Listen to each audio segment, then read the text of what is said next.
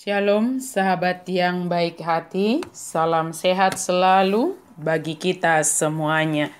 Marilah kita bersatu dalam doa.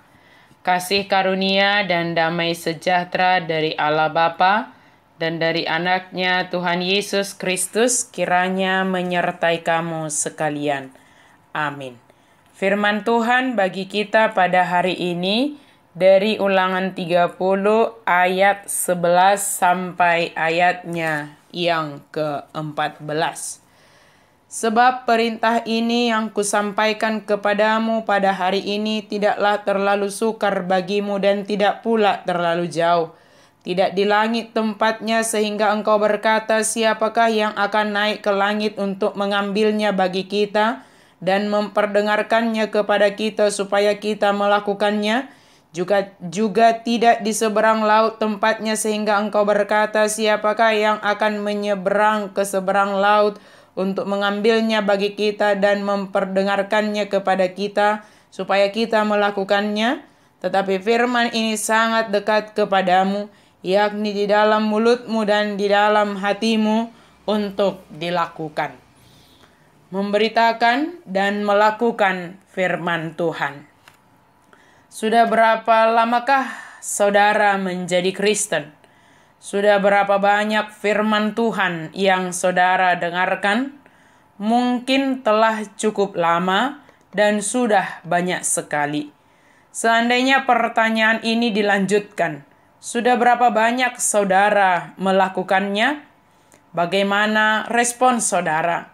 Atau mungkin kita mengatakan membaca firman Tuhan itu begitu sulit dimengerti, sehingga mempengaruhi kita menganggap terlalu sukar dan membuat menjadi jarang untuk membaca apalagi melakukan.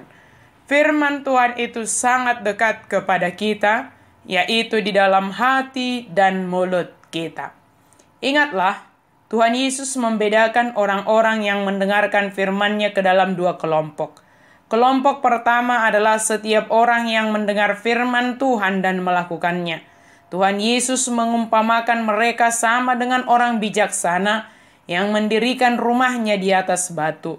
Walaupun turun hujan, datang banjir dan angin melanda rumah itu, tetapi rumah itu tidak rubuh sebab didirikan di atas dasar yang teguh.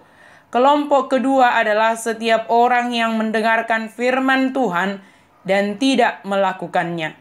Mereka itu diumpamakan seperti orang yang bodoh yang mendirikan rumahnya di atas pasir.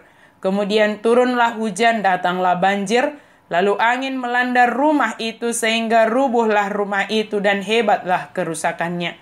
Jika kita mencermati perumpamaan itu, hal yang membedakan kedua kelompok itu bukanlah yang satu mendengarkan firman Tuhan dan yang lainnya tidak. Sebab kedua-duanya mendengarkan firman Tuhan itu.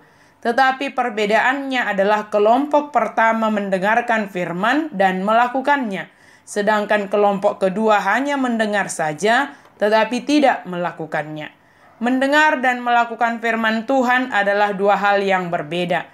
Namun hendaknya dalam hidup kita keduanya berjalan beriringan.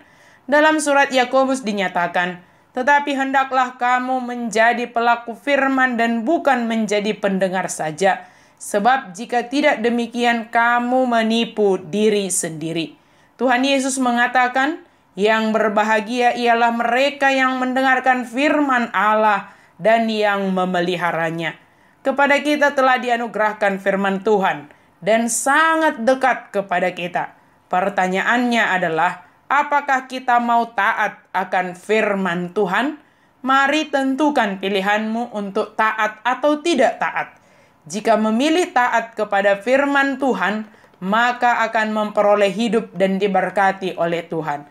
Tetapi jika memilih tidak taat dan berpaling kepada ilah lain, maka dipastikan hidupnya akan binasa. Kita bersyukur dengan firman Tuhan yang telah dianugerahkan kepada kita.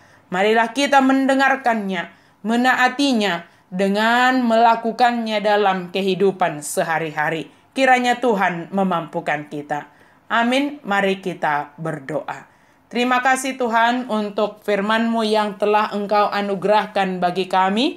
Mampukanlah kami untuk senantiasa setia mendengarkan dan melakukan firman Tuhan di dalam kehidupan kami sehari-hari.